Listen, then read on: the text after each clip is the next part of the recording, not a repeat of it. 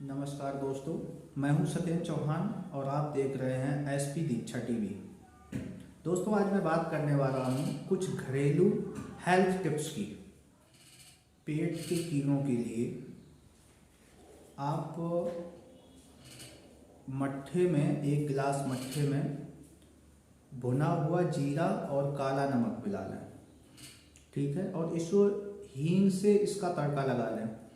इसे सुबह खाली पेट 2-3-4 दिन तक पीने में पेट के प्रत्येक रोग में लाभ देता है। खासकर कीड़ों के लिए, किसी भी प्रकार के कीड़े समाप्त हो जाते हैं। बस मट्ठा जो है बासा नहीं होना चाहिए रखा हुआ, और ज़्यादा खट्टा नहीं होना चाहिए। मौसमी खांसी के लिए सबसे अच्छा नुस्खा बताते हैं हम आपको। एक 5-6 ग्राम की सेंधा नमक की छोटी सी टुकड़ा ले लें और इसको गैस पर, तवे पर या फिर आग पर गर्म कर लें, और गर्म करके 1 कप पानी में इसको डुबो दें। डुबो के तुरंत निकाल दें। ये गर्म पानी तुरंत पूरा पी जाए एक ही बार में।